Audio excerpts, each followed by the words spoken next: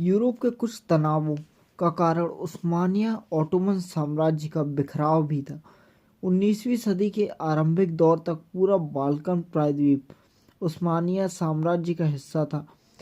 पूरे 19वीं सदी के काल में उस्मानिया और रूसी साम्राज्यों के बीच युद्ध चलते रहते थे। उस्मानिया साम्राज्य के यूरोपीय प्रदेशों पर अपना आधिपत्य स्थापित करने के रूस के प्रयत्नों को यूरोपीय देशों, खासतौर से ब्रिटेन, जर्मनी और ऑस्ट्रिया हंगरी ने विफल कर दिया।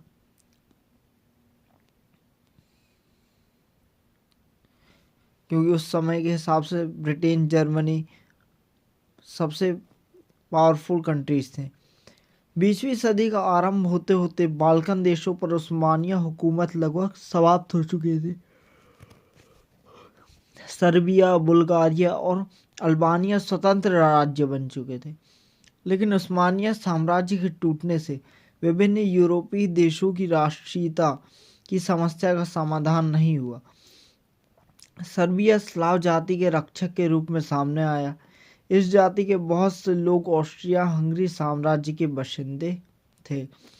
सर्बिया की आकांक्षा बृहत्तर सर्बिया के निर्माण की थी, जिसमें वह उस्मानिया साम्राज्य से ऑस्ट्रिया हंगरी द्वारा छीने गए बोस्निया और हर्जेगोविना प्रांतों के अलावा उसके उन दक्षिण प्रदेशों को भी शामिल करना चाहता था जहां क्रोट, स्लोवेन और सर्ब मूल के स्लाव लोग रहते थे। अपनी इस आकांक्षा की पूर्ति के लिए वह रूसी सहायता पर निर्भर कर रहा था। उसने इन प्रदेशों में असंतोष भड़काना शुरू किया और ऑस्ट्रिया हंगरी के खिलाफ षड्यंत्र रचने लगा। यह क्षेत्र यूरोप में बढ़ते तनावों का स्रोत बन गया और अंत में यही वह घटना घटी जिसको लेकर प्रथम विश्व युद्ध छिड़ा। जैसे कि आपने देखा होगा, जैसे इंडिया पाकिस्तान में हुआ, ऐसी आग जो आज भी जल रही है। हिंदू मुसलमान, मतलब अब देखो, जिन्होंने भारत के ऊपर शासन किया, ब्रिटेन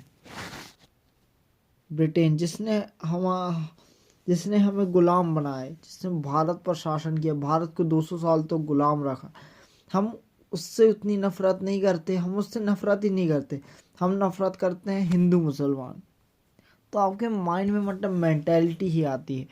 क्या मेंटेलिटी? ये मेंटेलिटी बनाई गई है हमारी पॉलिटिक्स ने, हमारी सरकारों ने। इस चीज़ को इतना हाईलाइट किया गया है ना कि लोगों के मन में बैठ गया है। 1908 में ऑस्ट्रिया हंगरी ने बोस्निया हर्जेगोविना को अपने साम्राज्य में मिला लिया। ये दोनों प्रांत औपचारिक रूप से उस्मानिया साम्राज्य के हिस्से थे, तथापि वास्तव में इन पर ऑस्ट्रिया हंगरी ने पहले से ही अपना नियंत्रण स्थापित कर रखा था। अब जबकि उसने इन्हें विधिवत अपने साम्राज्य में मिला लिया, तो सर्बिया चाहता था कि इस बात को लेकर रूस ऑस्ट्रिया हंगरी के खिलाफ लड़ाई छेड़ दे। लेकिन जर्मनी ने धमकी दी कि अगर लड़ाई छिड़ी तो वह ऑस्ट्रिया हंगरी की मदद करेगा, क्योंकि जर्मनी उस टाइम पे सुपर पावर था भाई। ब्रिटेन के बाद दूसरे नंबर पे जर्मनी आता था। तो जर्मनी ने धमकी दी कि अगर रूस ने ऑस्ट्रिया हंगरी के ऊपर हमला किया तो जर्मनी उस पर हमला करेगा। तो रशिया पीछे हट गया। इन दैट टाइम रूस लड़ाई छेड़ने की हिम्मत नहीं कर पाया। 1912-13 के बाल्कन युद्ध के फलस्वरूप सर्बिया को ऑस्ट्रिया हंगरी के खिलाफ और भी कटुता बढ़ी। सर्बिया तथा कुछ अन्य बाल्कन राज्यों ने मिलकर रूस की सहायता से उस्मानिया साम्राज्य से मैसेडोनिया को जीत लिया। लेकिन उस्मानियों की पराजय के बाद ऑस्ट्रिया हंगरी ब्रिटेन और जर्मनी की सहायता से अल्बानिया को एक स्वतंत्र राज्य बनाने में सफल हो गया, जबकि सर्ब लोगों को आशा थी कि उनकी जीत के फलस्वरूप वह सर्बिया का हिस्सा बन जाएगा। और एक बार सर्बिया फिर जीतते जीतते हार गए। संधियों का सिलसिला शुरू होता है यहाँ से। इस काल में हमें अनेक संधियां, गुप्त समझौते पर हस्ताक्षर हुए, युद्ध की कई धमकियां जारी की गई और वापस ली गई। वह सब विभिन्न शक्तियों के स्वार्थ पर आधारित बनते बिगड़ते संबंधों का द्योतक है। इस दौर में कोई भी देश किसी दूसरे देश का स्थायी मित्र नहीं था। कोई किसी पर भरोसा नहीं करता था। कौन किसका दोस्त है दुश्मन, इस संबंध में लड़ाई छिड़ने तक अनिश्चितता बनी रही, जिससे तनाव में भी और वृद्धि हुई। एग्जाम्पल में देखें तो रूस ने बोस्निया हर्जेगोविना के सवाल पर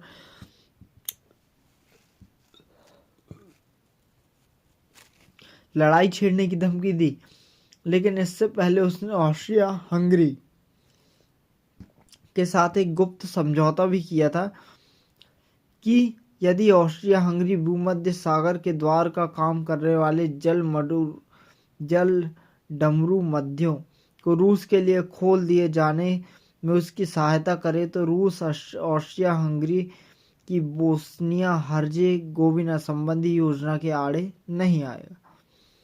लेकिन इन अनिश्चितताओं के बावजूद 20वीं सदी के प्रथम दशक तक दो प्रतिद्वंदी गठजोड़ कायम हो गए थे। अब आपने देखा होगा गाइस, इतनी सारी थ्योरी हमने कवर की, तो इन सब में कहीं भी इंडिया का नाम नहीं है, भारत का। क्यों? क्योंकि हम गुलाम थे उस समय। तो ये सब चीज़ें देखनी चाहिए। जीतता वही है जो लड़ाई में शामिल होता है। जो लड़ाई में शामिल ही नहीं, वो तो बहुत ही नीचे लेवल पे है। उस टाइम पे, जिस टाइम पे वर्ल्ड सुपर पावर की फाइट चल रही थी, उस टाइम पे भारत गुलाम था, और आज उसका भारत 4th लार्जेस्ट इकोनॉमी। तो कुछ तो बात है, कुछ तो बदलाव हुआ है, लेकिन इससे भी बेहतर बदलाव हो सकता है, जिस पर अभी हमें काम करना है। क्योंकि बेहतर बनने की रेस कभी ख़त्म नहीं होती। जो टॉप में है उसे और बेहतर बनना है, और जो टॉप में नहीं है उसे बेहतर बनना है। तो बेहतर, अगर आप बेहतर हैं तो इसका मतलब ये नहीं कि आपकी लड़ाई ख़त्म हो गई। बेहतर बने रहना एक ऐसी लड़ाई है जो कभी ख़त्म नहीं होती। इसके पहले 1882 में जर्मनी, ऑस्ट्रिया हंगरी और इटली के बीच त्रिपक्षीय संधि ट्रिपल अलायंस कायम हो चुकी थी। जर्मनी और ऑस्ट्रिया हंगरी दोस्त बने रहे, लेकिन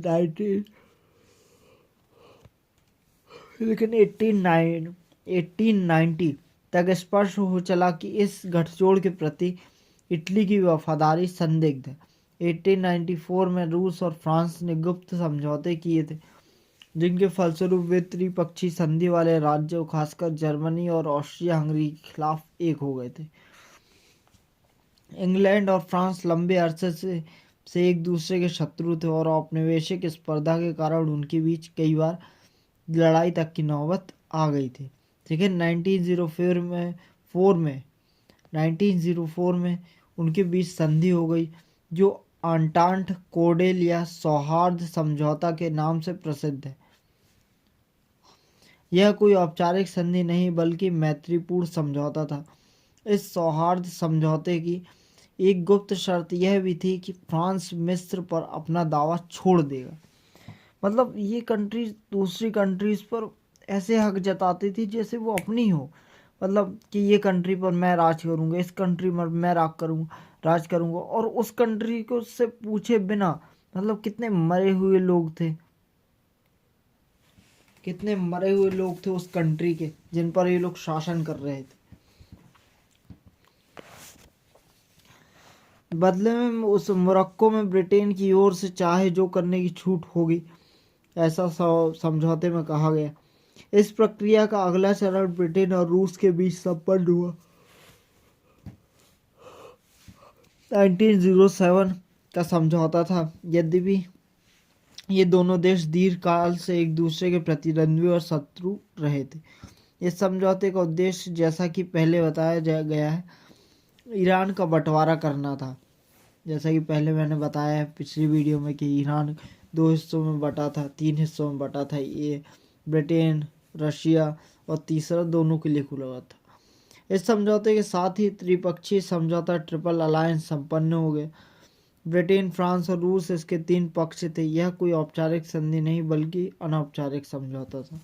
लड़ाई छिड़ने पर संधि संबंध या मैत्री संबंध से जुड़े देशों की वफादारी के बारे में संदेह के बावजूद समझौतों संधियों के संपन्न होने से युद्ध और भी नजदीक आ गया। एक देश के खिलाफ दूसरे के अविश्वास तथा भय में और भी वृद्धि हुई। किसी को भरोसा नहीं था कब कौन हमला करेगा। संधियों के कारण एक प्रकार से यह भी अवश्यंभावी हो गया कि यदि लड़ाई छिड़ी तो वह एक दो देशों तक सीमित नहीं रहेगी, बल्कि स्थानीय लड़ाई नहीं रह जाएगी, वह विस्तृत लड़ाई होगी, जैसे नाम दिया गया द ग्रेट वॉर। और गाइस, लड़ाई तो होनी ही है, आज नहीं तो कल एक दिन लड़ाई होनी है। मतलब इतने सारे हथियार, न्यूक्लियर वेपन्स किस लिए? लड़ने के लिए ही है। बिना लड़ाई के इंसान कभी रह ही नहीं सकता। ओके गाइस, आज के लिए इतना ही। मिलते हैं नेक्स्ट वीडियो में, तब तक के लिए bye bye. Thank you so much watching my video. Thank you so much. जय हिंद, जय भारत, जय हिंद।